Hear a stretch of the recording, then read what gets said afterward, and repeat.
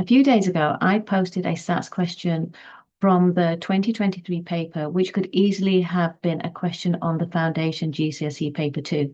And I did this deliberately because I wanted my point to refer to children aged 10 right up to 15, 16. The question itself was actually not relevant. I asked the question to highlight a really common mistake that we as adults make when we talk to children, which leads to so much frustration. Hi, I'm Sabina Bashir, and I've been a teacher for 30 years, a tutor, and I home educate my daughter. So the question I asked was, what's the first question you would ask a child before they attempted to answer this question? Now, I ask this because we assume that children will understand what we're talking about. But if you've ever sat next to your child, explained something clearly, and then thought, am I speaking Chinese? This is for you. Because there is a question you should always ask, and it's only 4 words, but nobody asks it. And I'm telling you, this will save you so much stress. But first, before I tell you what the question is, let me give you some context, because once you understand the why, the rest will make sense. So the first thing you need to know is your child's brain is not fully developed until they're around 25 years old. So that means your 10-year-old is working with a brain that is still under construction. They don't have your experience, they don't have your language, they don't have your depth of understanding. So when you say something and they nod, they may genuinely think they understand, but most of the time they don't. And here's what happens next. Their brain misreads, misinterprets, and mishears. And when you question it, they panic and they go into survival mode. And then sometimes the whole system shuts down. So you think they're not listening, but they were. It's just that their brain went offline. It's like the Wi-Fi dropped out and nobody switched it back on. So what comes across as naughtiness or laziness is just that their brain is still growing.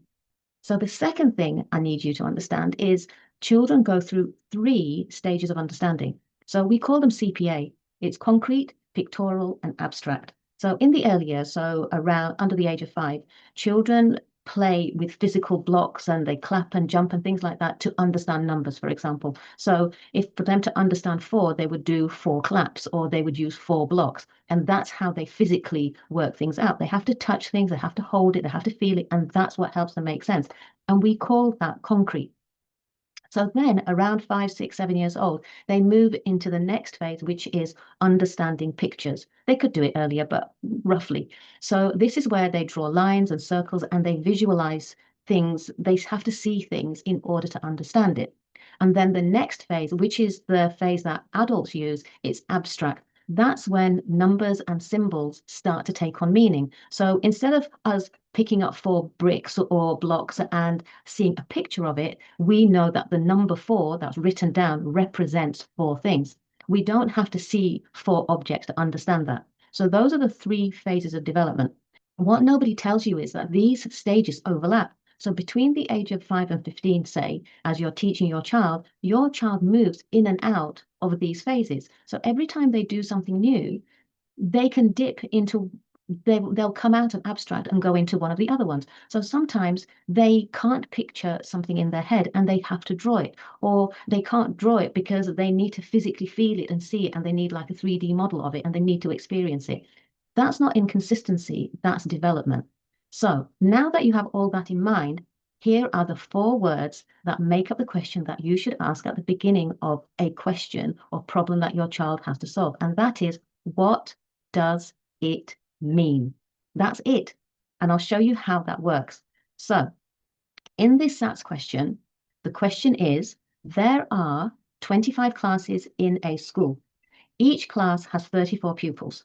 62% of the pupils play a sport after school. What number of pupils do not play a sport? That is a fully loaded question for a developing brain. Honestly, that is a fully loaded question for any brain. So the first thing I would ask is, what does it mean? Not what are the numbers, not let's highlight the keywords, all of that. Just what does it mean? And there is a developmental reason for it, because when you give a child a question like that, they will go into shutdown. The Wi-Fi will go off. Okay, and you need to get them engaged and keep them engaged.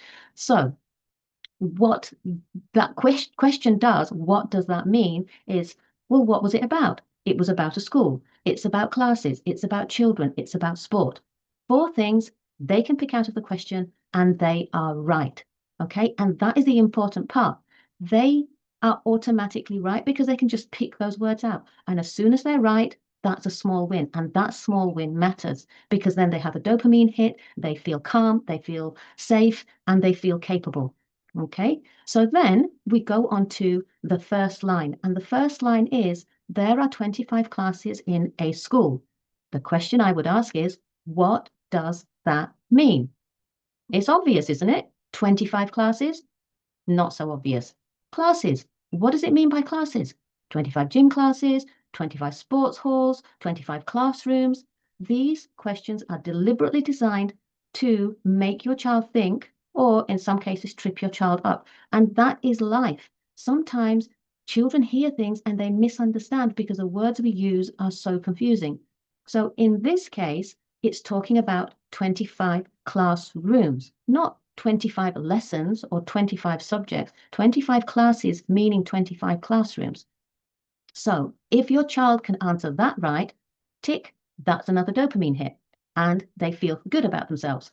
So now that they know that, because there's so many words in this question, it's better to go into the pictorial phase of learning and get them to draw 25 circles, say, on a page.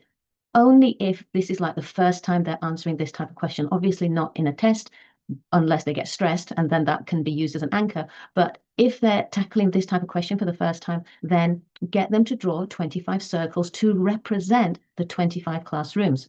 So now that we're in the pictorial phase, because a picture replaces 1,000 words, their brain can now understand what's happening in front of them rather than trying to work this out abstractly in their heads. So then we move on to the next line. And the next line says, each class has 34 pupils. But what does pupils mean?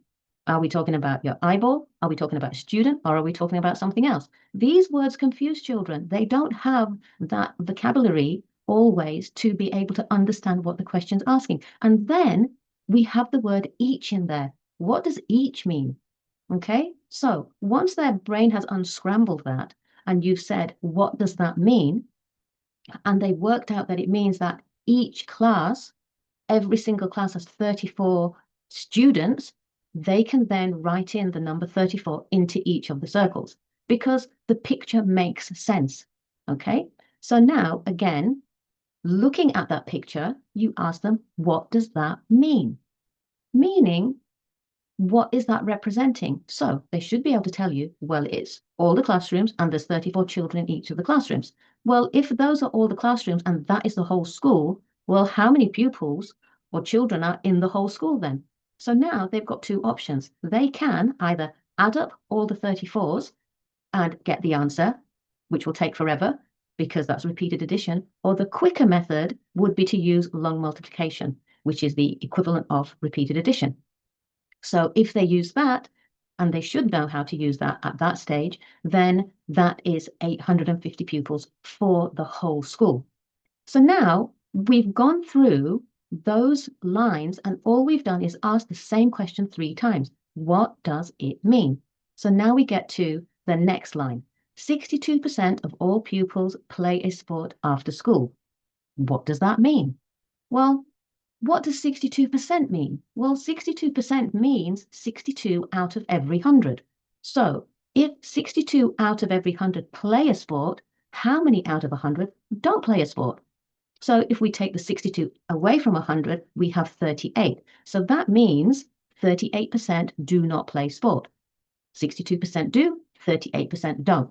And we have understood and made sense of what that piece of information means. Now, when we move on to the next bit, that is where the actual maths comes in. Up till this point, all we've done is ask them, what does the information they have in front of them mean? Line by line, just going through. Okay, and they can use their knowledge that they've built up over time to answer that. Now, this is key information. This is the skill that the whole thing hinges on, because the 2 numbers that they've calculated, which is the total number of children in the school and the percentage of children who didn't do sports, that is what they're going to use to work out the actual calculation here. So we have what they need to do is work out 38% of 850. So if they put the 38 over 100 and then times it by the 850, they would get 323 pupils. And that is the final answer. But the question had 3 marks. So the first 2 marks were given for the previous calculations, which were easy to do, provided they understood what the question meant. In the past, when I was at school, we had to learn things from memory. So you just learn by memory and then you just answer the questions. These days, that is not what the questions ask children to do. They ask the children to understand what's happening, so they need to know what the question means. And deliberately, they put in words that children can misunderstand and that can trip them up. And usually at the beginning, the question refers to English rather than the maths. Only on the last part of the question is it the actual maths that they need to use. So this is a 3-mark question. And if you go through the steps and ask your child every step, what does this mean? What does this mean? At least 5 times, which is what I did for this question, then you can see how important that question actually is. So it doesn't matter what the subject is. It could be maths, it could be English, it could be science. You know, something you said at dinner, those 4 words work everywhere. Because when a child doesn't know what something means, they don't tell you, they guess, they watch your face, and then they randomly say things, and you sit there and go, what? Where did that come from? And then just to check, it's like throwing spaghetti at the wall, they will go, have I got that right? Am I right? And they're checking your face to give them an indication, and they check your face for the clues. They're not looking at the question. And then you think you're helping and you work out the question for them. So when they do that, you know they don't know what it means. So meaning is everything. So just change, if you change just one word in the whole of that question, it would change the whole answer. But if they didn't understand what the question meant, then they would be guessing and then they'd get all the questions wrong. So we assume that as parents and teachers, that just because we said it, they got it, but usually they haven't. Not because they're not clever, it's because their brain hasn't been alive long enough for them to hold on to the same meaning that we hold. So try this today. Ask your child any question, then follow it with, what does that mean? What did I mean? Tell me what I said, explain it back to me, and I promise you, 90% of the time, they'll sit there stunned and they won't be able to do it. And then you'll know that they actually did not understand. And that's not a bad thing. That's how you find the problems that they really have so that you can solve them. So that's the one question. What does that mean? Ask your child, try it, and then come back and tell me what happened.